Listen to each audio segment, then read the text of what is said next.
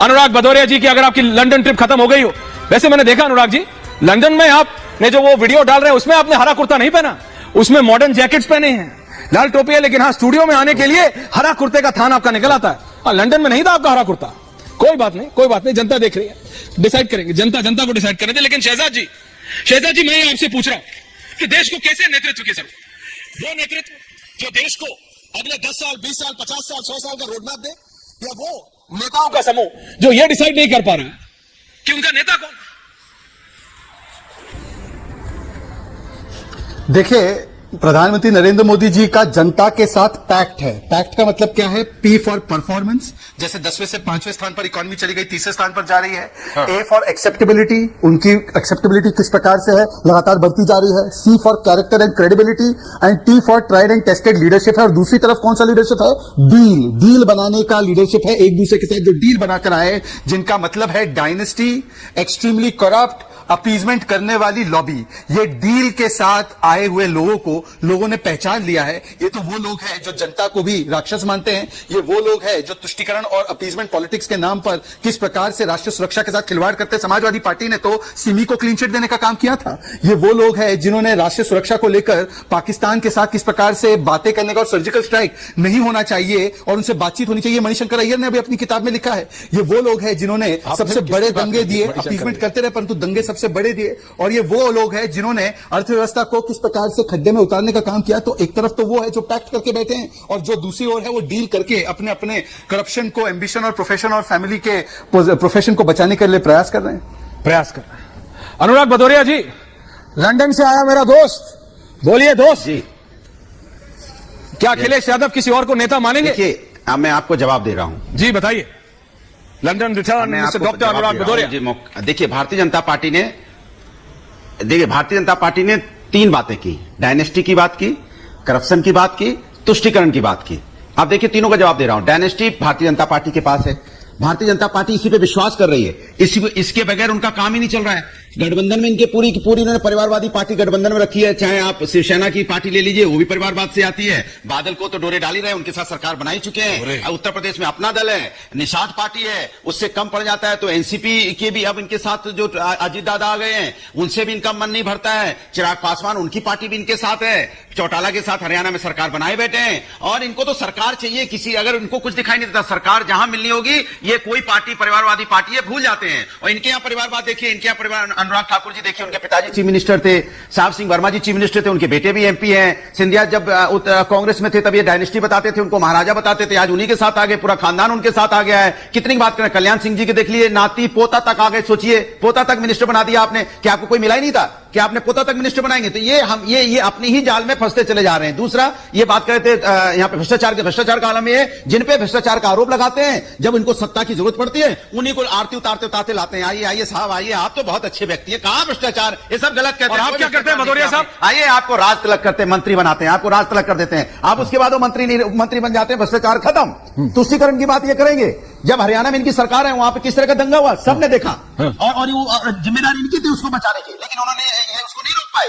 और यहाँ बैठ के बातें करेंगे, मणिपुर में क्या हुआ, महिलाओं के साथ अन्याय हुआ कि नहीं हुआ? और आपके नेता ने एक सेकंड के साथ क्या?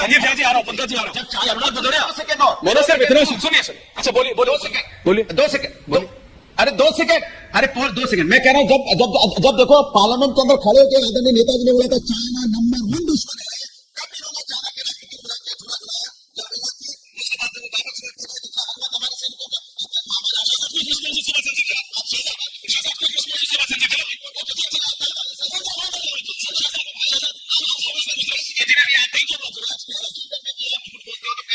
से चले आ रहे हो मेरे मित्र, पानी तो पी लीजिए थोड़ा। Thank you Shahzad. देखिए शहजाद को रिस्पॉन्स देखिए, उन्होंने क्योंकि अभी बात की है कि किस प्रकार से भ्रष्टाचार की, तो अभी जिसका वो जिक्र कर रहे थे, अभी तो शरद पवार जी ने बोला है कि ये स्प्लिट हुई नहीं है, ये तो अभी भी हमारे साथ है। तो क्या शरद पवार जी भ्रष्टाचारी का समर्थन कर रहे हैं? अनुराग जी स्पेसिफिक जवाब दीजिएगा, इसका भागिएगा मत। दूसरी बात, उन्होंने दंगों की बात की। दंगों में तो एक मोहम्मद जावेद अहमद नाम का आम आदमी पार्टी का लीडर लिप्त है, और दूसरी ओर मामन खान है जिसने भड़काऊ भाषण दिया था। तो उनके बारे में क्या विचार है अनुराग भदौरिया के? और अनुराग भदौरिया की तो राजनीतिक इतिहास, उनकी पार्टी का राजनीतिक इतिहास ये रहा है कि दंगाइयों को और माफियाओं को तो इन्होंने लगातार संरक्षण देकर संसद और सदन भवन तक पहुंचाने का काम इन्होंने ही किया है। आम आदमी पार्टी, संजीव झा जी, अभी तक मैं सिर्फ आपसे पूछता था कि आप कांग्रेस से कैसे अलाय कर रहे हैं? आप जब आपको कांग्रेस को हराना था तो आप दुनिया में आप कहते थे बीजेपी उतनी गंदी है, कांग्रेस उतनी गंदी है, सिर्फ आम आदमी पार्टी है जो ये मशाल लेके चल रही है और जनता की नुमाइंदगी सिर्फ आम आदमी पार्टी कर सकती है।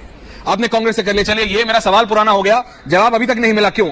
आप सिर्फ ये बोलते हैं क्योंकि देश को बचाना है ऐश्वर्य, इसलिए हम कांग्रेस से लाए करें। लेकिन अब तो कांग्रेस पूछ रही है, कांग्रेस के नेता, और अगले कुछ देर में जुड़े रहने वाले हैं, वो कह रहे हैं भाई शरद पवार के नेता नरेंद्र मोदी, शरद पवार की पार्टी INDIA में, तो क्या इंडिया के नेता मोदी है कि क्या है? ये हो क्या रहा है? ये कैसी पेचीदगी है? आप जनता को कंफ्यूज क्यों कर रहे हैं? और क्या आप जानबूझ के कंफ्यूज कर रहे हैं? और क्या सचमुच आज संजीव झा, वरिष्ठ नेता आम आदमी पार्टी और विधायक, ये रिपब्लिक पे शहजाद जी के सामने बता सकते हैं संजीव जी आप कि क्या पंजाब में सचमुच आम आदमी पार्टी और कांग्रेस अलायंस करेगी क्या, या सिर्फ जनता को सब बावला बनाया जा रहा है? कंफ्यूजन एस्टर आपको है। आपने कहा कि प्रधानमंत्री की लोकप्रियता बहुत बढ़ रही है, तो वो लोकप्रियता टीवी चैनल में आप जैसे पत्रकार और जो भी टीवी, मैंने जो शब्द इस्तेमाल किए आप उस पर जाइए। मैंने कहा देश का नेता कैसा हो? संजीव झा जी, मैं दोबारा दोहरा रहा हूं और आप ही बोलिएगा। मैंने कहा देश का नेता कैसा? देश का नेता कैसा हो? देश का अच्छा क्या? 20 साल 50 साल का रोड मैप दे, देश का आपस में गलबैया करते रहे। नहीं, नेता में नहीं, नेता में कौन सा कैसा? जाजी बताइए। देश का नेता तानाशाह नहीं हो, देश का नेता पढ़ा लिखा हो, देश का नेता संविधान की हत्या करने वाला नहीं हो, देश का नेता जनतांत्रिक मूल्यों को खतरे में रखने वाला नहीं हो, देश का नेता जो जनतांत्रिक मूल्य हमें मिला है उसको आगे बढ़ाने वाला हो, संविधान को मजबूत करने वाला हो, संवैधानिक पीठ के फैसले को मानने वाला हो, सुप्रीम कोर्ट को अवमानना करने वाले ना हो, इस देश के युवाओं को ठगने वाला नहीं हो, इस देश के लोगों को धोखा देने वाला नहीं हो, इस देश के लोगों जो बड़े बड़े वादे से मुकरने वाला नहीं हो। तो इसलिए मैं कहता हूं कि यह पॉपुलैरिटी आपको दिख रही होगी, देश की जनता को नहीं दिख रही है। एक बात।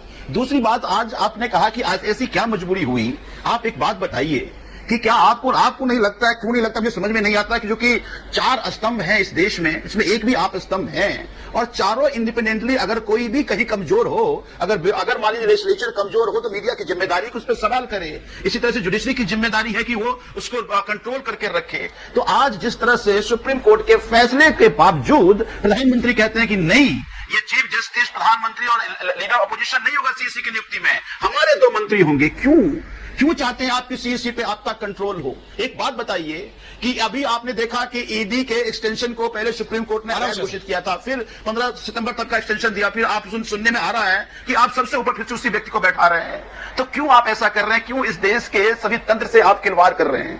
तो आज जो हम लोग इकट्ठा हो रहे हैं केवल इसलिए हो रहे हैं जैसे देश में अंग्रेजों के खिलाफ जब लड़ाई होती थी। मैं यही पूछ रहा हूं, क्या सचमुच आप इकट्ठा हो रहे हैं?